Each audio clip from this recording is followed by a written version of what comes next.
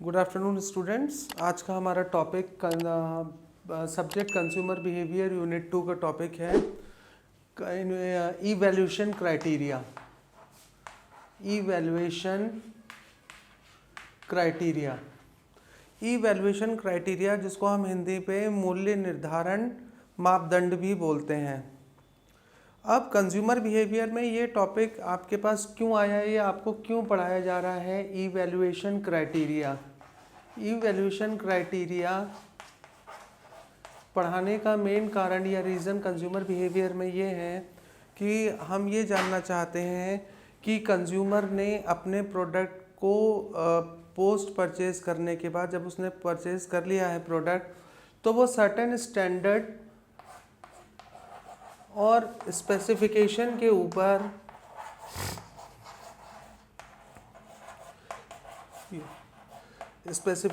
के ऊपर अपने प्रोडक्ट को चेक करता है। उसकी रिलायबिलिटी जो उसने परचेज़ की है, वो पर्टिकुलर प्रोडक्ट उसने परचेज़ किया है वो सही है कि या नहीं है। इसलिए इवैल्यूएशन करना मूल्य निर्धारक मापदंड का मतलब क्या होता है? स्पेसिफिकेशन या स्टैंडर्ड्स को हम मापदंड बोलते हैं।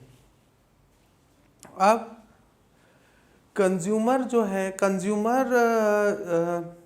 दो तरह से इवैल्यूएशन करेगा। एक तो इंटरनल करेगा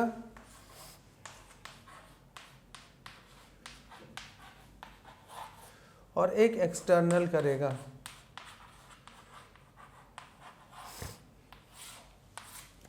एक इंटरनल इवैल्यूएशन करेगा और एक एक्सटर्नल इवैल्यूएशन करेगा। इंटरनल इवैल्यूएशन कब करेगा?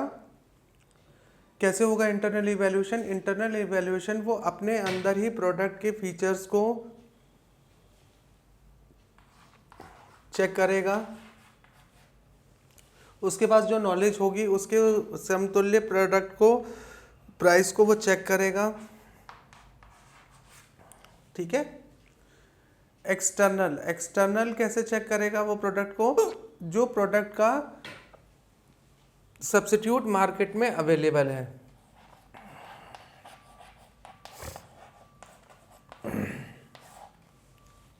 ठीक है। तो इवैल्यूएशन क्राइटेरिया, स्पेसिफिकेशन, मूल्य निर्धारण मापदंड स्टैंडर्ड और स्पेसिफिकेशन को हम बोलेंगे दो तरह से होगा, इंटरनल होगा और एक्सटर्नल होगा। इंटरनल जो उसके पास नॉलेज है, उसकी जो साइकोलॉजी है, अब वो चाहे साइकोलॉजी, मैंने आपको पहले कल भी बताया था क्लास में, every individual is not alike, वो एक जैसे, हर कंज्यूमर इज़ डिफरेंट। तो उसके कुछ एक फैक्टर्स हैं, उसकी साइकोलॉजी है, उसका इंटरनल स्टिमुलाई है, वो दूसरे से डिफरेंट होगा।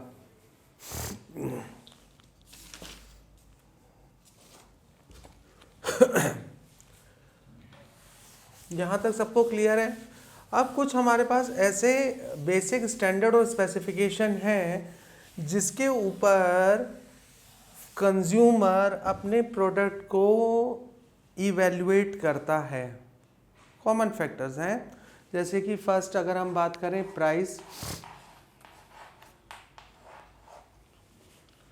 इंडियन इकोनॉमी प्राइस सेंसिटिव है, मैंने आपको पहले क्लासेस में भी बताया। सबसे पहले क्योंकि 80% हमारे यहाँ मिडिल क्लास और लोअर मिडिल क्लास फैमिलीज या कंज्यूमर्स हैं, तो सबसे इम्पोर्टेंट फैक्टर आता है हमारे पास प्राइस के ऊपर वो इवैल्यूएट करना उसके लिए सबसे आसान होगा कि पहले उसने कितनी प्राइस स्पेंड की थी प्रोडक्ट के लिए, उसको क्या फीचर्स मिले थे। अब उसने अगर बढ़ के प्राइस स्पेंड करी है और उसको सेम फीचर्स मिले हैं, या उसका कॉम्पिटिटर सेम प्राइस में डिफरेंट फीचर्स दे रहा है, तो यहाँ पर प्राइस हमारा एक बेस होगा कंज्यूमरिज्म में प्रोडक्ट को इवैल्यूएट करने के लिए।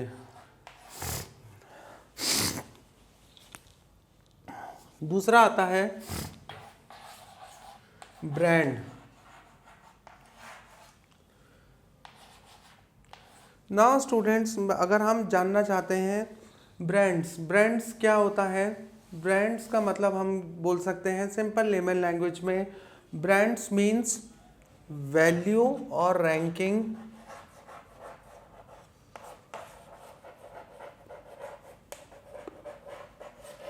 हाँ, जो प्रोडक्ट 1 2 3 की प्लेस पर अवेलेबल होते हैं हम उनको ब्रांड्स बोलते हैं। यहाँ पर इवैल्यूएशन का क्राइटेरिया अगेन उसकी प्राइसिंग में कौन से ब्रांड्स अवेलेबल हैं और उनके फीचर्स क्या हैं, और वो ब्रांड नॉर्मली इंडियन ब्रांड है और उसकी साइकोलॉजी बेस्ड है इंडियन ब्रांड्स के ऊपर, so he will go for purchasing that particular brand. अब अगर उसकी साइकोलॉजी मल्टीनेशनल ब्रांड्स के ऊपर सेटअप है तो ही will go for multinational brands.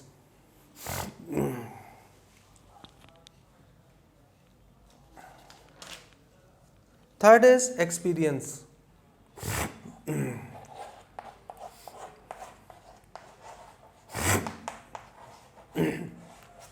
Experience by using the product before also, consumer का पहले अगर उस प्रोडक्ट को कंज्यूम करा है परचेज करने के बाद तो उसका एक्सपीरियंस बेटर था, सेटिस्फाइड था। इसका मूल्यांकन करके अब जो उसने प्रोडक्ट सेम ब्रांड खरीदा है वो एक्सपीरियंस उसका कैसा है, तो अगर उसका अच्छा होगा तो अब की परचेज़ के बाद फिर से वो परचेज़ के लिए जाएगा और दूसरों को रेफ़र भी करेगा। और अगर उसका एक्सपीरियंस बेटर है, लो है, तो वो कंज्यूमर उस प्रोडक्ट के लिए फर्दर परचेजेस के लिए नहीं जाएगा। So past experiences with the product also plays a major role while purchasing the product. कहने का मतलब ये है कि अगर अनुभव हमको सिखाता है, अनुभव अगर उसका प्रोडक्ट के साथ पहले बेकार है तो वो उस प्रोडक्ट की परचेज के लिए नहीं जाएगा।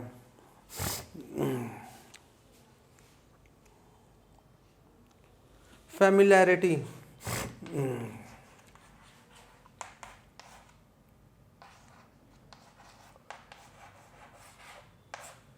फेमिलियर प्रोडक्ट है, जाना बूझा प्रोडक्ट है, पहले भी यूज़ कर चुका है, उसके आसपास के लोग भी उस प्रोडक्ट को यूज़ कर चुके हैं, तो वो उससे वेल एक्वेंटेड है, उससे उसकी जान पहचान है, तो वो फेमिलियर प्रोडक्ट के लिए फिर से परचेजेस के लिए जा सकता है। ट्रेड ऑफ,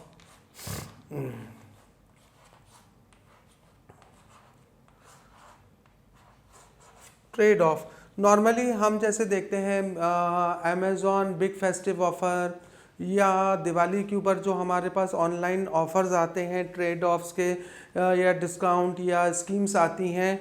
अगेन ये एक फैक्टर है इवेलुएट करने का।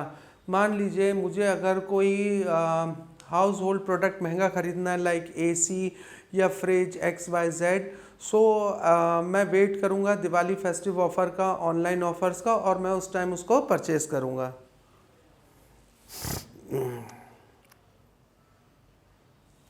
Number of alternatives,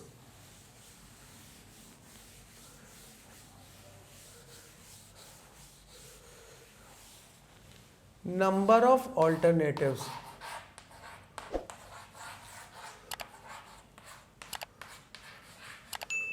number of alternatives का मतलब है कि मार्केट में एक प्रोडक्ट के कितने ब्रांड्स अवेलेबल हैं। ब्रांड्स अवेलेबल होगा तभी मैंने जैसे आपको ब्रांड्स बताया था कि प्रोडक्ट की पोजीशनिंग मार्केट में 1 2 3 किस पर है। अगर उसके पास मार्केट में ऑल्टरनेटिव्स अवेलेबल हैं तो वो मार्केट में ऑल्टरनेटिव्स में से तभी तो वो इवेलुएट कर पाएगा कि कौन सा प्रोडक्ट उसको परचेज करना चाहिए। प्रोडक्ट रिकॉग्निशन,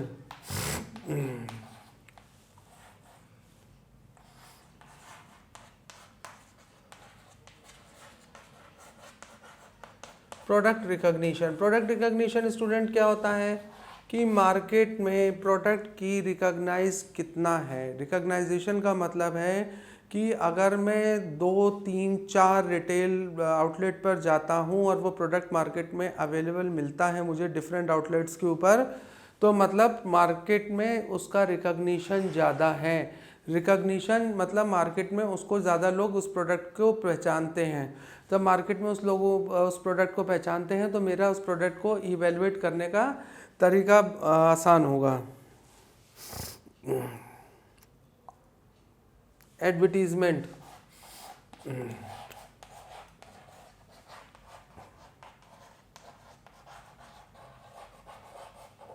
विज्ञापन, जिन प्रोडक्ट्स के विज्ञापन ज़्यादा होते हैं उनका मार्केट में अवेयरनेस ज़्यादा होती है। तो हम क्या देखेंगे इसके अंदर कि मेरा इवैल्यूएशन का कारण जो है वो एडवर्टीज़मेंट भी हो सकता है। अगर किसी प्रोडक्ट के 2-4 एडवर्टीज़मेंट हैं और किसी के 15, 20, 25 एडवर्टीज़मेंट हैं, तो नॉर्मली मैं क्या हूँ, मैं उस प्रोडक्ट के लिए उसको इवैल्यूएट करूँगा।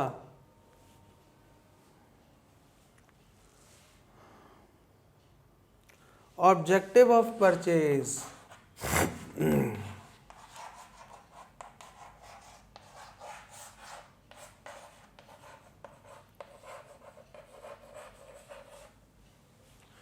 ऑब्जेक्टिव ऑफ परचेज, मेरे प्रोडक्ट खरीदने का, मेरे परचेज करने का ऑब्जेक्टिव क्या है।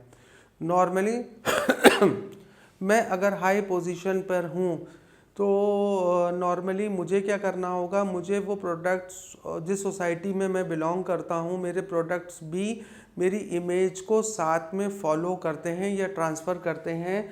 सो नाउ स्टूडेंट, मेरे लिए ऑब्जेक्टिव ऑफ परचेज, खरीदी का उद्देश्य इम्पॉर्टेंट हो जाता है इवेलुएट करने के लिए। अगर मेरे फ्रेंड्स आईफोन यूज़ कर रहे हैं और मैं ऐसी पोजीशन पर हूँ, तो परचेज़ करना मेरे लिए इवैल्यूएशन का एक कारण हो सकता है। क्वालिटी,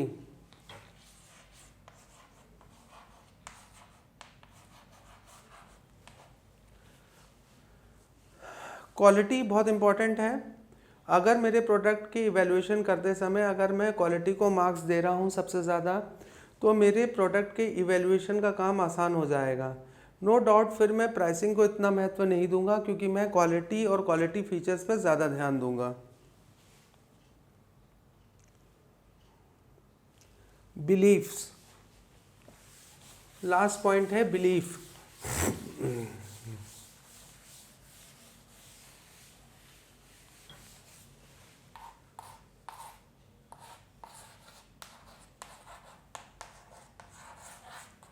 बिलीव्स, विश्वास। अगर मेरा मानना है कि चाइनीज़ प्रोडक्ट शॉर्ट ड्यूरेशन के लिए होते हैं, उनकी प्राइसिंग भले ही कम होती है पर उनका जो लाइफ स्पैन होता है वो कम होता है, and basically Chinese company use and throw products बनाती हैं, तो मैं यहाँ पर क्या करूँगा, I will not go for Chinese product, मैं यहाँ पर फिर इंडियन प्रोडक्ट्स के लिए जाऊँगा।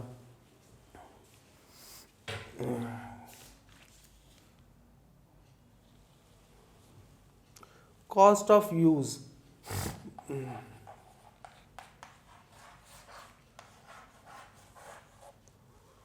Cost of use, cost of use का मतलब है कि अगर मैं कार ख़रीदना चाह रहा हूँ, नो डाउट मेरे पास परचेजिंग पावर है ऑडी या हाई सेगमेंट कार को परचेज करने की, पर उसको मेंटेन करने की कॉस्ट क्या आएगी, तो ये भी एक इवैल्यूएशन क्राइटेरिया हो सकता है, जिसकी बेस पर मैं उस प्रोडक्ट को एक्सेप्ट या रिजेक्ट या एक्सेप्ट कर सकता हूँ।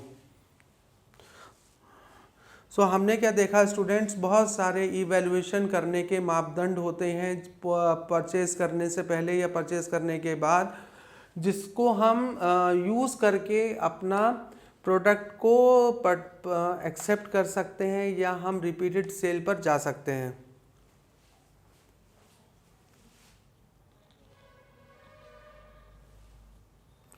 अब इवैल्यूएशन क्राइटेरिया में डिफ़िकल्टीज़ क्या क्या आती हैं कंपनीज़ के सामने। कंपनीज़ के सामने जो डिफ़िकल्टीज़ आती हैं इवैल्यूएशन क्राइटेरिया में, कि number of evaluation criterias,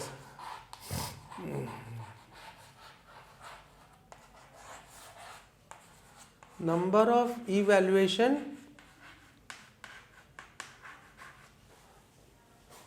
criteria, number of evaluation criteria, number of evaluation criteria का मतलब होता है कि अगर हम बात करें, हमने तो अभी 11-12 पॉइंट देखे हैं, इससे भी ज़्यादा पॉइंट आ सकते हैं। Social behaviour, social pattern, social values, बहुत सारे इसमें और भी पॉइंट्स एडअप हो सकते हैं। So number of evaluation criteria, किसी भी प्रोडक्ट को मापदंड करने के बहुत सारे क्राइटेरिया होते हैं। Now second is importance of evaluation criteria.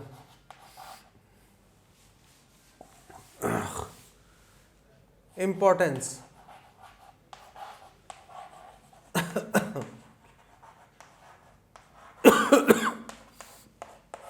Importance of evaluation criteria. Importance of evaluation criteria का मतलब है कि मार्केटिंग फर्म्स जो हैं, मार्केटिंग रिसर्च फर्म्स जो हैं वो कंटिन्यूसली क्राइटेरिया को पढ़ती रहती हैं, उसके ऊपर रिसर्चेस करती रहती हैं, फिर उस स्टडीज़ के ऊपर अपने प्रोडक्ट के अंदर नेसेसरी चेंजेस लाती हैं। नेसेसरी चेंजेस लाने के बाद क्या होता है, कस्टमर का सेटिस्फेक्शन बढ़ता है।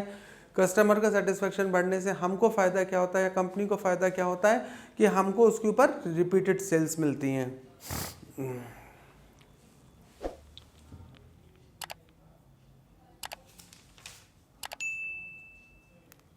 सो स्टूडेंट, ये इम्पोर्टेंस अगर हम देखें इवैल्यूएशन क्राइटेरिया का इम्पोर्टेंस क्या है, या मूल मापदंड निर्धारण हम क्यों करते हैं, स्टैंडर्ड और स्पेसिफिकेशन क्यों विड्रॉ करते हैं। स्टैंडर्ड और स्पेसिफिक, लाइक मैं एग्जांपल दूंगा, एफएमसीजी प्रोडक्ट्स में आपने देखा होगा फास्ट मूविंग कंज्यूमर गुड्स के अंदर बहुत सारे जैसे FSSAI, ISI स्टैंडर्ड और बहुत सारे स्टैंडर्ड्स रहते हैं जिनको कंपनीज यूज़ करती है उसके लिए हैवी फीस, या ISO। हाँ, तो ये सब क्या है, स्टैंडर्ड और स्पेसिफिकेशंस हैं। जितने स्टैंडर्ड्स और स्पेसिफिकेशंस आप लोगे, आप अपने प्रोडक्ट के साथ लोगों में उसको यूज़ करोगे, पैकेजिंग में उसको यूज़ करोगे, तो इसका फ़ायदा क्या आएगा स्टूडेंट, कि हमारे पास एक तो कंज्यूमर के मन में ब्रांड इमेज बिल्डअप होगी, ब्रांड इमेज बिल्डअप होगी, और ब्रांड इमेज अगर बिल्डअप हो गई तो हमारे लिए काम बहुत आसान होगा, प्रोडक्ट को कंज्यूमर के सामने सेल आउट करना या बेचना।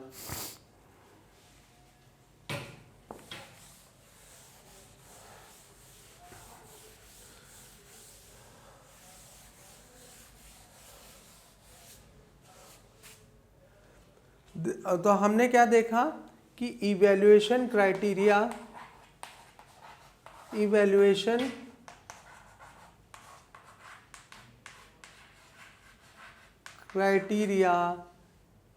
differs from person to person,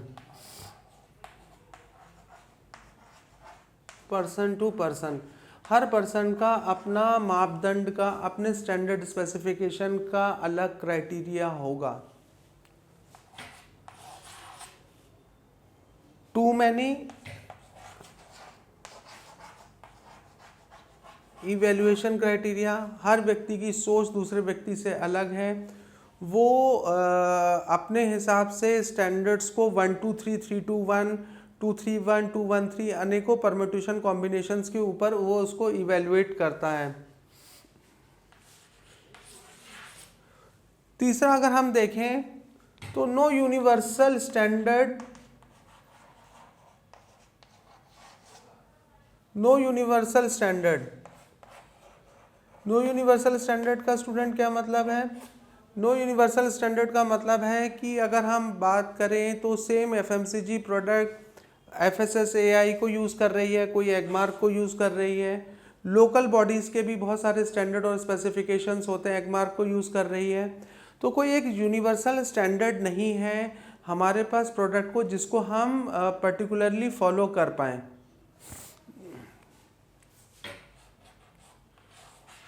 तो हमने क्या बोला कि each person have its own definition of defining its evaluation criteria, हर की अपनी परिभाषा है प्रोडक्ट को इवैल्यूएट करने की, उसका इवैल्यूएशन करने की, हर कंज्यूमर की अपनी डिफरेंट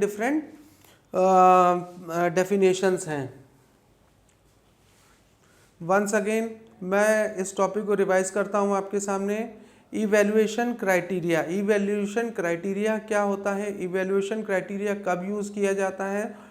इवैल्यूएशन क्राइटेरिया हम तब यूज़ करते हैं जब हमने जो प्रोडक्ट परचेज़ किया है वो हम जब उसको सेम कॉम्पिटिटिव ब्रांड के साथ कंपेयर करते हैं और वो उस स्टैंडर्ड्स पर नहीं आता है, तब हम इवैल्यूएशन क्राइटेरिया को यूज़ करते हैं।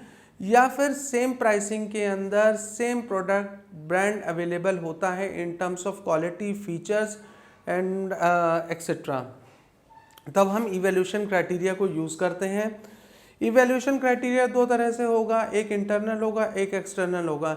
इंटरनल होगा तो इंटरनल में मेरे अपने इवैल्यूएशन क्राइटेरिया हैं। फॉर एन एग्जांपल अगर हम बात करते हैं तो कोई भी जॉब सिलेक्शन का हर व्यक्ति का अपना अपना इवैल्यूएशन क्राइटेरिया होता है। किसी का सैलरी होता है, किसी का टाइम होता है, किसी का नेम ऑफ द इंस्टीट्यूशन होता है। वैसे ही इंटरनल एंड एक्सटर्नल होगा, बोथ डिपेंड।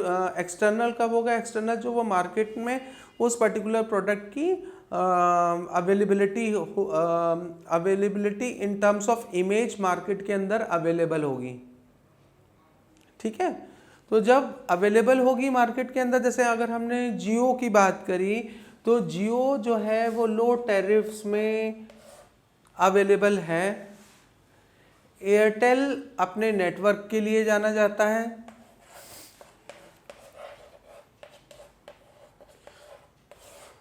ठीक है, सो अगेन इसका इवैल्यूएशन क्राइटेरिया क्या होगा?